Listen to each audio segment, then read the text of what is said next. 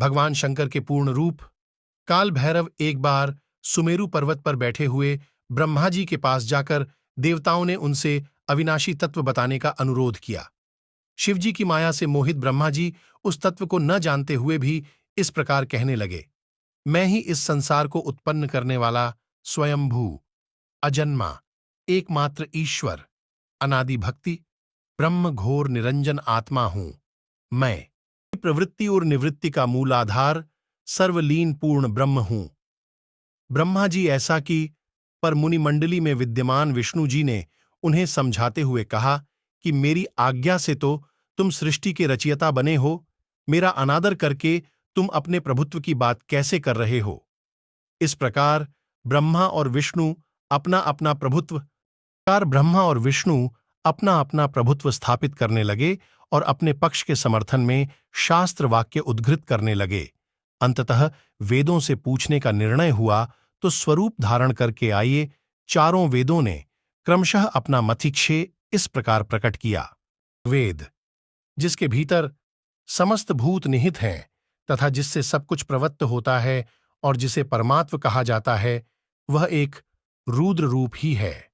वेद, जिसके द्वारा हम वेद भी प्रमाणित होते हैं तथा जो ईश्वर के संपूर्ण यज्ञों तथा योगों से भजन किया जाता है, सबका दृष्टा वह एक शिव ही है। सामवेद, जो समस्त संसारी जनों को भरमाता है, जिसे योगी जन ढूंढते हैं और जिसकी भांति से सारा संसार प्रकाशित होता है, वे एक त्र्यंबक शिवजी ही हैं। अथर्ववेद, जिसकी भक्ति से साक्षात्कार होता है और जो सब या सुख दुख अतीत अनादि ब्रह्म हैं, वे केवल एक शंकर जी ही हैं। विष्णु ने वेदों के इस कथन को प्रताप बताते हुए नित्य शिवा से रमण करने वाले दिगंबर, पीतवर्ण धूलि धूसरित प्रेमनाथ, कुवेटाधारी, सर्वावेटित, वृपण, ही निसंग शिवजी को पर ब्रह्म मानने से इनकार कर दिया। ब्रह्मा विष्णु विवाद को सुनकर ओंकार ने शिवजी की ज्योति, नित्य और सनातन पर ब्रह्म बताया, परंतु फिर भी शिव माया से मोहित ब्रह्मा विष्णु की बुद्धि नहीं बदली। समय उन दोनों के मध्य आदि अंत रहित एक ऐसी विशाल ज्योति प्रकट हुई कि उससे ब्रह्मा का पंचम सिर जलने लगा। इतने में त्रिशूलधारी नील लोहित शिव वहां प्रकट हुए तो अज्ञानतावश ब्रह्मा उन्हें अपना पुत्र समझकर अपनी शरण में आने को कहने लगे। ब्रह्मा की संपूर्ण बातें सुनकर शिवजी अत्यंत क्रुद्ध हुए और उन्होंने तत्काल भैरव को प्रकट कर उससे ब्रह्मा पर शासन करने का आदेश दिया। आज्ञा का पालन करते हुए भैरव ने अपनी बाईं उंगली के नखाग्र से ब्रह्मा जी का पंचम सिर काट डाला।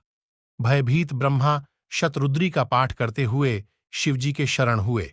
ब्रह्मा और विष्णु दोनों को सत्य की प्रतीति हो गई और वे दोनों शिवजी की महिमा का गान करने लगे। यह देखकर शिवजी शांत हुए और उन दोनों को अभयदान दिया।